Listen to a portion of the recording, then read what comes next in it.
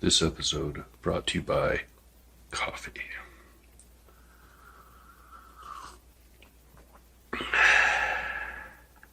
Hello, it's Aaron from AaronOnAutos.com, and today I want to talk about something really quick. This was sent to me for commentary, actually. Somebody wanted a quick news piece style story on it, but that part fell through, but I thought I would do this video because it's interesting. It's about the trucking industry. So the assumption in all the headlines has been that when vehicle automation takes off and we can automate a big truck, so we can automate a semi-truck and trailer, that there will be the millions of jobs lost because all these hardworking truck drivers out there. So I have a background in driving. I drove over the road for about 3 years, a little over that, and I drove long haul, so I drove all 48 states. And this study is countering a lot of the misconceptions. So it's a good one because the misconception is that automation is tomorrow, it will hit trucking and it will be adopted within a couple of days, or, a year or a few months, and all these drivers are just going to be kicked out to the curb. That's not really the case. Trucking companies carry huge amounts of liability. They're not just because something saves them money does not mean they're going to immediately adopt it, because they would also run the risk. They have to balance things like their reputation, their insurance costs, their liability costs, all of those things. Trucking is a very large industry. But the margins are relatively slim. So, the money made per mile by most trucking companies is not huge. So the point is that, yes, they will, trucking companies, especially the large ones, they will adopt technology very quickly if there's a payoff. But the payoff, they don't look at just one metric. They're going to look at the whole picture. And if the payoff comes with more liability or potential for liability, they're going to wait. So the idea that if a company came out with a fully automated big truck tomorrow, that all these companies would grab it within a year and kick all their drivers to the curb is wrong. There's more to it than that as well. As this study points out, so I'm just going to show it to you. This study is posted on Cornell University's ILR review journal. It's fully online. You can read the entire thing if you really want to. I'm just going to go over the abstract and add a little bit of commentary. So what happened so what it says is the count of truck drivers is often inflated. So this is their first major point. The count of truck drivers, so the number of truck drivers on the road, is very much inflated because of the occupational classification system used in federal statistics. It's a misunderstanding. So a lot of jobs are classified as truck driving jobs, but they're not necessarily truck driving jobs. So they might drive a truck as part of their job, but that is not their job. Their job is more than that. So think about, you look out the window or drive down the street at any given day. You'll see, say, a dump truck parked on the side of the road, a bunch of guys working. So one of those guys had to drive that truck there. That doesn't mean that that's his job. It's part of his job. The rest of his job exists outside of that truck. There are other, local delivery drivers. They are technically drivers because they are driving a truck. But a lot of their job involves getting out of that truck and doing other things. Loading and unloading cargo, delivering cargo, moving things around, swapping out trailers, all that kind of thing. People who work at a dock who move trailers from one door to another in what I've always called a yard goat. That's kind of a slang term for them. But these vehicles rarely, if ever, go out on public roads. That job is not likely to become automated. It's not likely that they're going to be able to program a computer in the near future to do that job on its own. So there are a lot of job descriptions that are federally under the occupational classification system, the OCS. Federally, those jobs are defined as part of truck driving, so they're included as a truck driving job. but statistically they're not always relevant, especially for this. The next thing he points out is furthering that. So the next thing this study points out is that truck drivers do more than drive. They use non-driving tasks as well. I already went over that. So those tasks aren't going to be automated. You can't automate the person balancing a load on a trailer. You can't automate a lot of things. The third point is that the requirements of technology combined with complex regulations over how trucks can operate in the United States imply that certain segments of trucking will be easier to automate than others.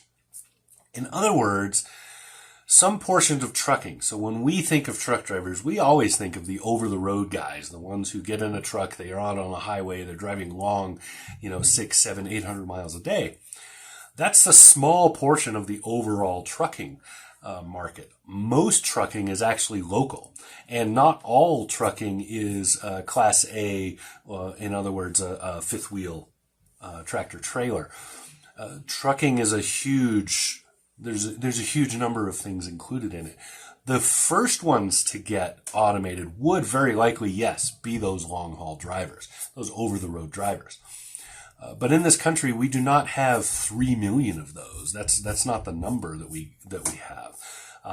And not all of those are going to go out. Some companies will take longer to adapt this sort of thing than others. You're also going to have situations where once the truck gets to or near a location, then what? If the automated system is not capable of driving to the dock, if it's not capable of getting the cargo from the exact start point to the exact end point because it can't drive in the city, regulations don't allow it, that city doesn't allow it, or something, then somewhere in there a driver has to enter the picture. So it's a question of what's going to change is the small portion of the drivers are going to be out of a job early. But most of those, it's statistically relevant. So I know I'm saying statistics a lot and that dehumanizes it, but really, if you look at it, the number of over-the-road drivers is relatively small. Then if you take that number of drivers, so you take those drivers and you break them into segments, there are short-term drivers. Those are drivers who they got into the job relatively early, sometime in the recent past, and they're probably not going to stay in it very long. That's actually honest. That's a large chunk of those of over-the-road drivers. It's a huge number of them. A lot of people get into the job and find out it's just not working for them.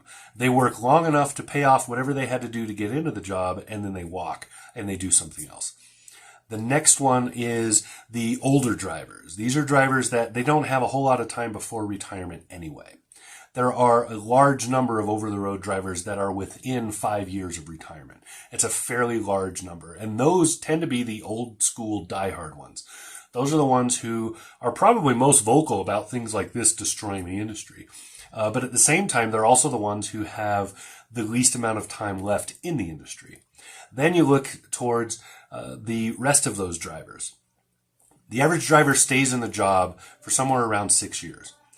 So what will happen is we'll have a lot of time. We're not going to adopt this within a year. It's not going to adopt within a couple of years. There will be a long stretch before automation is adopted, and it's only going to be adopted partially. It's going to be adopted in chunks, and regulation has to keep up with that. And regulation, because it's government, is slow. It takes a long time to make a change. So this isn't the sort of thing that's imminent. It's not going to happen tomorrow. It will happen though. It's inevitable, and there's no way to avoid it. The question is if you are in trucking, how much time do you think you have left in trucking? If nothing changed and you kept driving from today for the rest of your career, how much time is that? Is it 10 years, 15 years, 5 years? What is it? Second, you have to ask, how much do you believe this job is going to remain viable for you in that span? So in that time, in that 10 years, 15 years, 5 years, whatever your number was, in that time, how long are you very, very likely to depend on this job as an income before you maybe might find something else? The next question is, if you had to find something else, where would you go? What would you do? Honestly, most driving is local. That is not going to be affected by this. If you're local, even regional, you're probably not going to be affected by big truck automation. The ones who will be are the over-the-road drivers. And even then, there will be many, many exceptions. If you're hauling specialized, if you're hauling high value, if you're hauling stuff that really is probably making you actual money, you're not just, Joe Company driver pulling 35 or 40 a year, driving around somebody else's equipment. If you are very, very specialized, you don't need to worry about this. It's going to be a long time before anybody tries to automate you because your skill set is not driving that truck. Your skill set is driving that truck safely and getting it exactly from where it starts to where it finishes every single time. That is your skill set. You can't automate that right away. Certain things are just not going to be affected by this. That's what I want to say. So there you go. The study, you can see it. I'll link to it in the description below. Let me know if you have any comments on this. I'd be very interested to see them. But in my experience and my understanding of the technology, this is not an imminent you're about to lose a job thing. This is going to take a while, and it's going to affect portions before. It's not going to affect the whole for a long time. So that's what I got. This is Aaron, AaronOnAutos.com. Talk to you again. Subscribe.